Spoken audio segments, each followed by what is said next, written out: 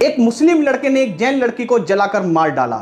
एक सच्ची घटना आज मैं फिर से आप लोगों को बताने जा रहा हूं। लव जिहाद का एक और नया किस्सा जो खांडवा में घटित हुआ है। खांडवा की एक बिटिया अर्पिता जैन जो एक मुस्लिम लड़के से निकाह करके बन गई बेगम मुस्कान, उसके साथ ये घटना घटित हुई है। इससे पहले भी मैंने आप लोगों को एक घटना बताई थी जो एमपी में घटित हुई थी, और उसमें भी मैंने बताया था कि पहले किस तरह से वो लड़के माइंड वॉश करते हैं और जो पढ़ी लिखी लड़कियां हैं हमारे समाज की, वो किस तरह से उनके बहकावे में आकर उनसे शादी कर लेती है, निकाह कर लेती है, और उन्हें लगता है कि जिस तरह की जिंदगी वो शादी से पहले जी रही थी उससे बेहतर जिंदगी वो जिएंगी। लेकिन उन्हें नहीं पता इस बात का कि उनकी जिंदगी को किस तरह से दोजख बना दिया जाता है, नर्क बना दिया जाता है। और ऐसा ही कुछ हमारी एक बिटिया अर्पिता जैन के साथ भी हुआ है जो बेगम मुस्कान बन गई और फिर उसके शौहर वसीम ने उसे जलाकर मार डाला।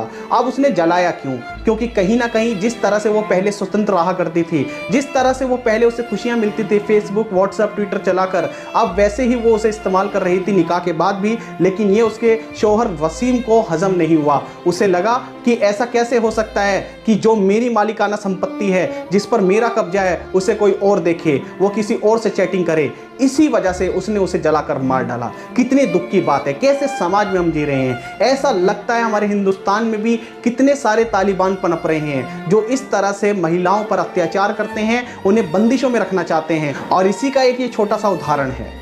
बहुत दुख होता है ये सुनकर, आत्मा अंदर से रो पड़ती है जब हम सुनते हैं कि एक पढ़े लिखे लड़के लड़कियां भी ऐसे लोगों का शिकार हो रहे हैं। हिंदू समाज में तो बहुत टाइम से ये घटना चलती आ रही है जिस पर योगी आदित्यनाथ ने काफ़ी अच्छी रोकथाम लगा रखी है, लेकिन उसके बाद भी आए दिन हमें इस तरह की घटनाएं सुनने को मिल ही जाती हैं। मैं सोचता हूँ कि ये क्या हो रहा है। अभी मैं आप लोगों को बिल्कुल एक छोटा सा उदाहरण देना चाहूँगा कि अभी मैं सम्मेत शिखर जी तीर्थ यात्रा करके आ रहा हूँ, और वहाँ पर जब ट्रेन में हम सफ़र कर रहे थे तो एक मुस्लिम महिला भी सफ़र कर रही थी जिसका 4 साल का लड़का था। लेकिन आपको ये जानकर हैरानी होगी कि उस महिला ने उस लड़के का नाम पता क्या रखा है? आशु। वो उसे आशु बुलाती है। वैसे उस लड़के का नाम कुछ और है, लेकिन उसने ट्रेन में सबको क्या बताया? आशु नाम है इसका। तो आशु किसका नाम है? हिंदुओं का नाम है और जैनियों में नाम है। तो ये अगर नाम इस तरह के लड़कों का वो रखेंगे, इस नाम से वो पुकारेंगे, जब पहले से उनके अंदर ये बात डाल दी जाएगी तो वो बड़े होकर क्या बनेंगे? मैं आपसे जानना चाहता हूँ। आज बहुत सारे मुस्लिम लड़के ऐसे हैं जिनका नाम कुछ और होता है और वो अपनी पहचान छुपाकर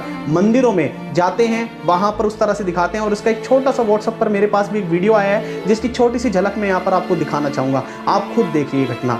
तो इस तरह की घटनाएं हमारे समाज में घटित हो रही हैं। इस तरह की घटनाओं से हम कैसे अपने समाज को आगे बढ़ा पाएंगे? कैसे हम अपनी बिटियाओं को संस्कार दे पाएंगे? आज हम अपनी स्वतंत्रता देते देते हमारी बिटिया ऐसे लोगों से, हमारी बहन बेटियां कहाँ किस समाज में जा रही हैं? वो इंसानियत का उन्हें इस तरह से पाठ पढ़ाया जाता है, उनका माइंड इस तरह से वॉश किया जाता है कि वो मुस्लिम लड़के को अपनाने को तैयार हो जाती है, जो धर्म हमारे धर्म से पूरी तरह विपरीत है। अगर हम अहिंसा के पुजारी हैं तो वो हिंसा के पुजारी हैं। उनकी शुरुआत ही हिंसा से होती है। जिनके फेस्टिवल, जिनके त्यौहार ही हिंसा से मनाए जाते हैं, जिनमें बकरा काटा जाता है, और हम एक चींटी तक को नहीं मारते, तो किस तरह से निर्वाह करेगी हमारी बहन बेटियां ऐसे लोगों के घर में? लेकिन फिर भी इस तरह की घटनाएं आए दिन घटित हो रही हैं और ये बहुत बड़ा दुर्भाग्य है हमारा। मुझे लगता है इस पर हमें अपने समाज को कड़ा निर्णय लेना होगा। अगर ऐसी कोई बिटिया हमारी गलती करती है तो हमें उसका बहिष्कार करना चाहिए पूरी तरह से। लेकिन वही है, माता पिता ये नहीं कर पाते। बहुत सारे माता पिता मैं देखता हूँ कि ये भी करते हैं और ये बहुत अच्छा करते हैं, क्योंकि इस तरह की अगर हम अपनी बेटियों को, अपनी बहनों को शिक्षा नहीं देंगे और उन्हें नहीं बताएंगे कि उनका क्या हश्र होने वाला है, तो आने वाले समय में इस तरह की घटनाएं और बढ़ेंगी। तो कृपया इस वीडियो को अधिक से अधिक अपने सभी परिवारों में, अपने सभी ग्रुप में भेजें और उन्हें दिखाएं कि ये क्या घटनाएं हमारे समाज में घटित हो रही हैं। और ये बहुत ही दुख की बात है। हमारे जैन मुनि, हमारे जैन संत इतने अच्छे प्रवचन देते हैं, उसके अंदर बताते हैं हमारे धर्म की महिमा के बारे में। चलिए, अगर आपको लगता है कि जैन समाज का, पहली बात तो अगर कोई लड़की जैन है तो उसे जैन समाज में ही जाना चाहिए, जैन परिवार में ही जाना चाहिए, क्योंकि जो हमारे संस्कार हैं वो कहीं ना कहीं आपको वैष्णव धर्म या अन्य धर्मों में भी देखने को नहीं मिलेंगे। लेकिन अगर फिर भी चलिए आप मानते हैं तो फिर भी वहाँ पर आपका निर्वाह 1% हो सकता है। लेकिन अन्य धर्मों में जाकर, मुस्लिम धर्म में जाकर, वो तो आपके बिल्कुल विपरीत है। आज तक मेरे सुनने में एक भी ऐसा एग्जाम्पल, एक भी ऐसा उदाहरण नहीं आया। लेकिन अगर आप हिंदू परिवार की भी बेटियां देखेंगे तो आप खुद देख सकते हैं कि कितनी ऐसी बेटियां हैं जो मुस्लिम परिवारों में निर्वाह कर पाई हैं, वहां पर अपना गुजर बसर कर पाई हैं। जितने भी लोगों से आप ये सुनेंगे और जितनी भी अगर बहन बेटी अभी भी रह रही होंगी उनके साथ, तो वो अपने जीवन को नरक से कम नहीं मानती।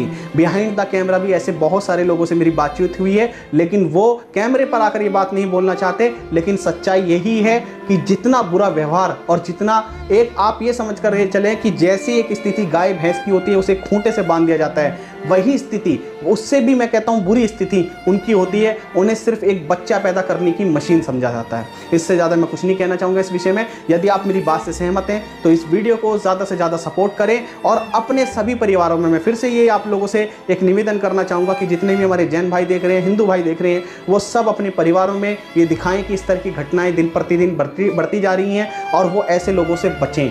यदि आपसे कोई हिंदू नाम लेकर कोई लड़का मिलता है और आपको कहीं भी संशय हो, कुछ भी हो, तो आप पहले उसकी पूरी डिटेल खंगालें, पूरी जांच पड़ताल करें, उसके बाद ही कोई अपने जीवन का निर्णय लें। और उसमें भी अपने माता पिता को, अपने परिवार संबंधी को शामिल जरूर करें। आप ये ना समझें कि ये जीवन आपका है तो उसके सारे फैसले आप ही लेंगे। जय जिनेंद्र।